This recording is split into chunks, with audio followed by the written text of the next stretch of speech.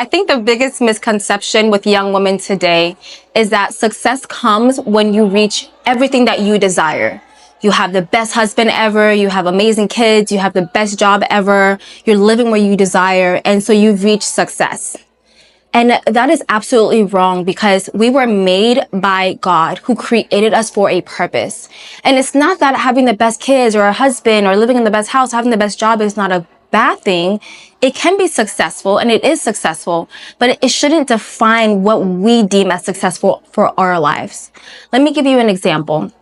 So whenever a maker makes a car and they put all the cool features in there and they sell that car with the intention, of course, for that car to drive, but also for that car to give the buyer the benefits that they put inside of it. As soon as that car does not fulfill those benefits they place inside of it, those features, it is deemed unsuccessful. That's how come we have recalls for cars, right? And you're able to get a refund when something you were promised was not given to you from the maker. God is your maker. Jesus made you with an idea in his mind before he sent you in this earth. He created you for a purpose. So meanwhile, you're having kids, you're enjoying life, you're making all the money, right? You're doing all the great things that you deem as success. He's looking at you and he's saying, you're not encouraging my people. He's looking at you and he's saying, you didn't start that business. He's looking at you and he's saying, I'm not seeing how you're using that flaw for my glory. And that's what I define as success, is when we get to the point where we're living out the glory of God. We're living out the purpose God placed in our life. Because let's face it, like I said before, God is our creator, and he also created the ability for us to enjoy life. He created the ability for us to be fulfilled. He placed a void in our hearts to be fulfilled. He's the one who made that ability for us to be fulfilled. So that means he is the only one who can tell us how we can fill that void to enjoy life to the fullest. That is how come we see millionaires, even billionaires, having everything that we could possibly want. The yachts, the cars, the 5 marriages, let's be honest, right? They have all of those things, but yet they're still trying to reach satisfaction. They're still trying to reach fulfillment. And that's only because they haven't met with their maker, their creator, Jesus Christ, on how to get that fulfillment.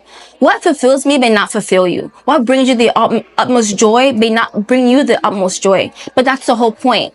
We were made by a beautiful creator who had different plans for each and every one of us.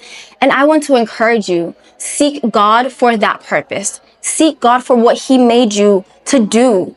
And that is when you're going to experience joy. That's when you're going to experience fulfillment. That's when you're going to say, hey, it doesn't matter what's going on in my life. I know that if I'm doing this one thing, I get to be happy. I get to be joyous. It's no longer about the desires that we have on this earth. It's no longer about how much money we can make, but it's now about fulfilling a purpose that we know we were created for. I'm not saying that making money isn't good, okay? I'm trying to make money too, right? We're all trying to do well as we live here on this earth.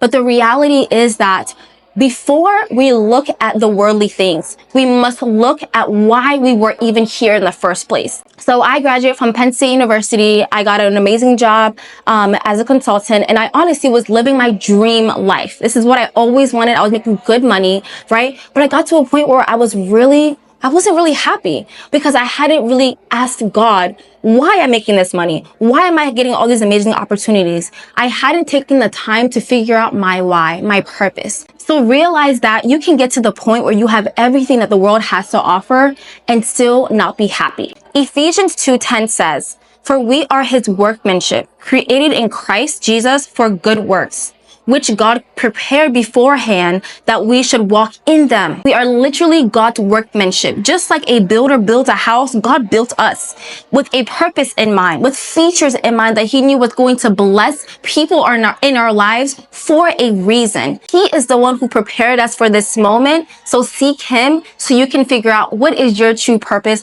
and what will bring you true fulfillment. That is real success.